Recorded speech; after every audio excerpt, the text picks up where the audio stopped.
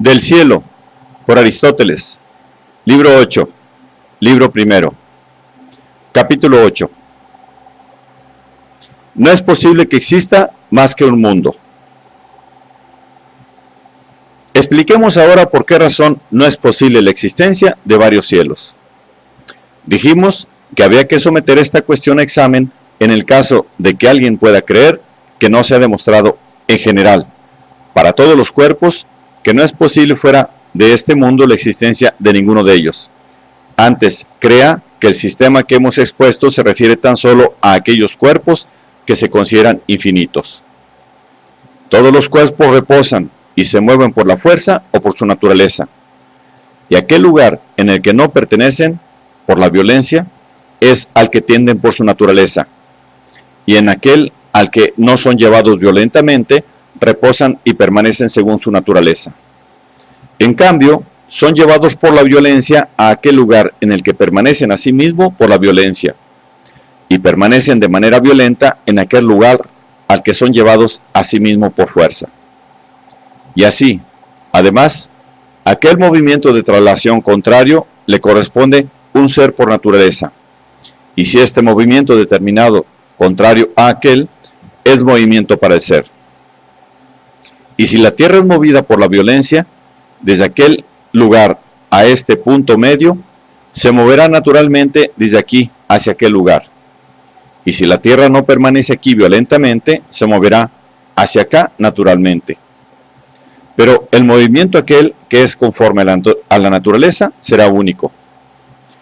Además, al ser todos los mundos de la misma naturaleza, es necesario que estén compuestos de los mismos elementos o cuerpos. Y es necesario también que cada uno de los cuerpos tenga una misma potencia, como, por ejemplo, la tierra, el fuego y los demás cuerpos que se cuentan entre estos. Pues si estos cuerpos concuerdan tan solo en nombre, y los cuerpos que están ahí y aquí no los llamamos idénticos en virtud de la forma, también el universo se llamará mundo tan solo de nombre. Es, pues, evidente que de entre los mismos, uno es apto por su propia naturaleza para moverse desde el medio y otro para moverse hacia el medio. Si es verdad que todo fuego posee una misma forma, igual que cada uno de los demás, como lo son todas las partes del fuego en este mundo. Que estas cosas son así necesariamente, resulta evidente por las hipótesis en que fundamos nuestras consideraciones en torno a los movimientos anteriormente. Pues los movimientos son finitos, y cada uno de los elementos se define por cada uno de los movimientos. Así, pues, si los movimientos son los mismos, es necesario que también sean idénticos en todas partes los elementos. Por consiguiente, las partes de tierra que existen en otro mundo son también aptas para ser movidas hacia este punto central, y también el fuego que existe allí puede ser llevado por su propia naturaleza a este límite último.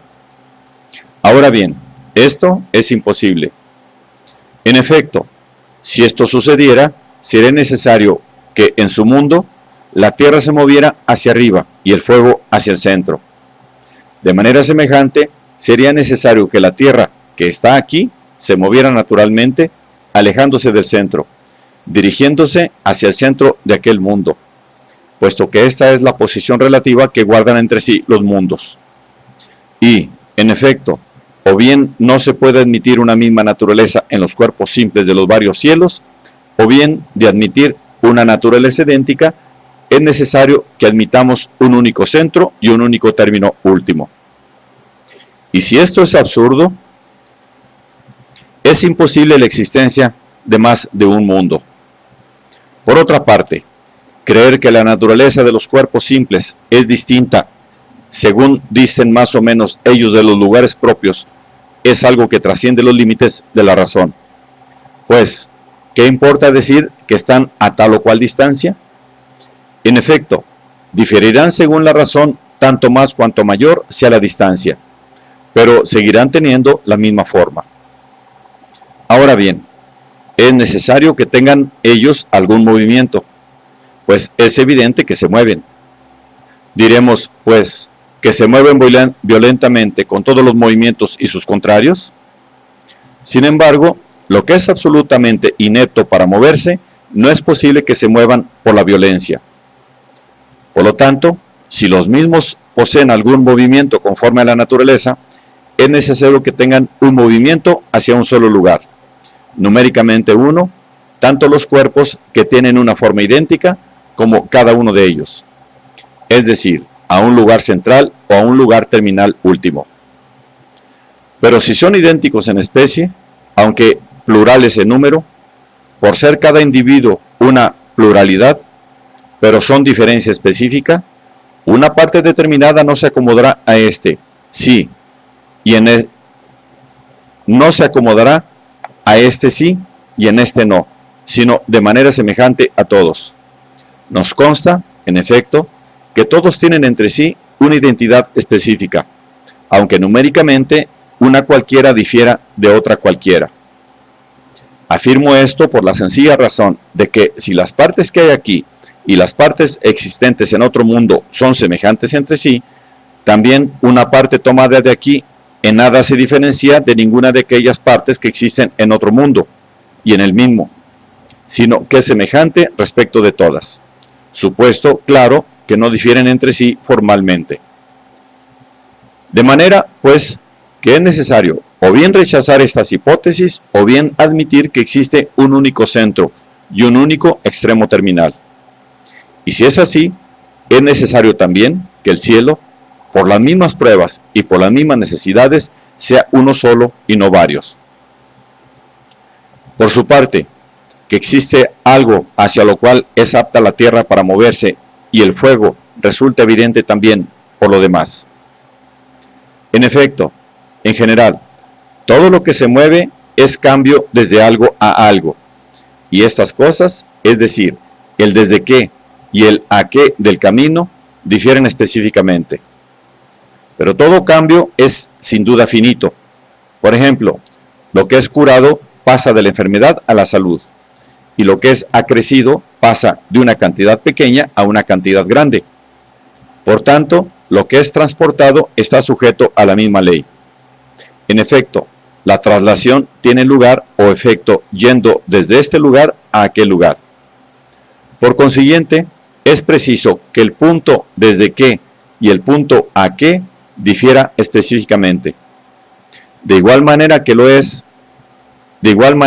lo que es curado no se dirige a un término cualquiera sin discriminación alguna, ni tampoco a donde quiere el que mueve. Luego, también el fuego y la tierra se mueven, no hacia el indeterminado, sino en dirección a los opuestos. Ahora bien, las cosas que en lugar representan la oposición son el arriba y el abajo, de lo cual resulta que estas diferencias o dimensiones son los límites del movimiento de traslación.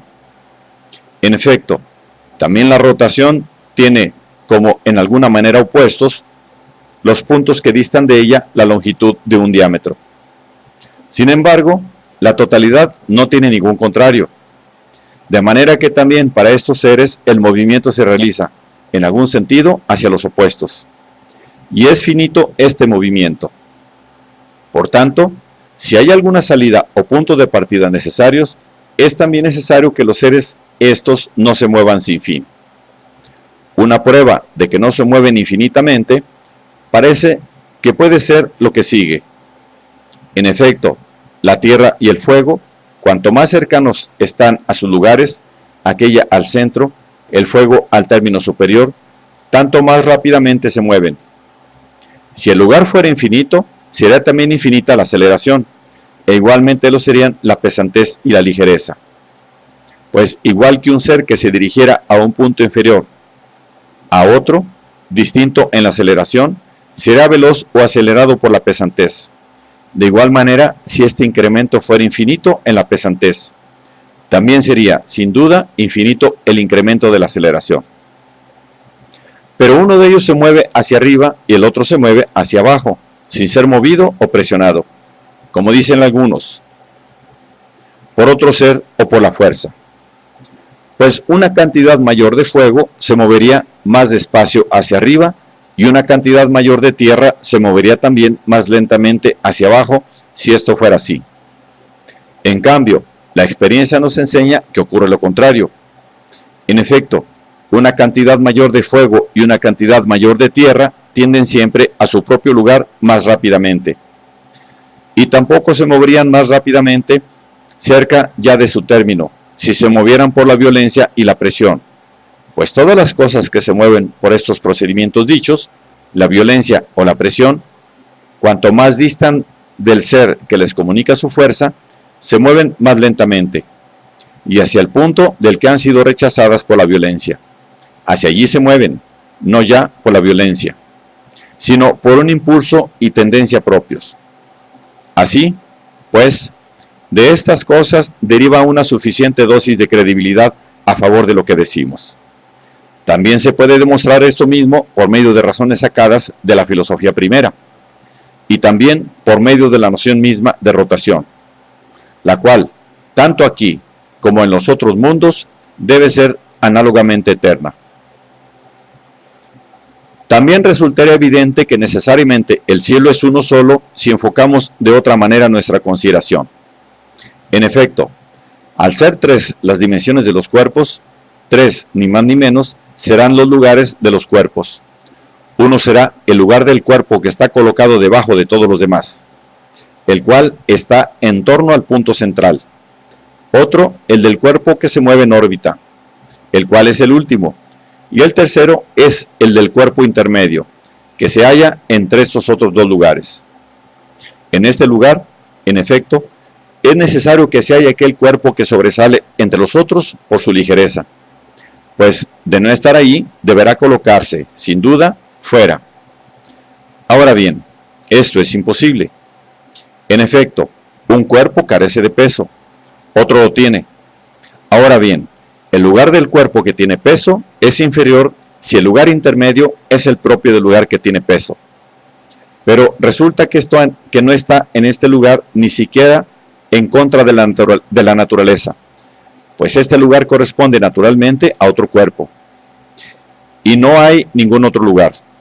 Luego debe estar en el lugar intermedio. Después explicaremos cuáles son las diferencias propias de este lugar. Con lo dicho, quedó en evidencia cuáles y cuántos son los elementos del cuerpo o sus dimensiones, cuál es el lugar de cada uno y finalmente cuántos son en número los lugares mismos.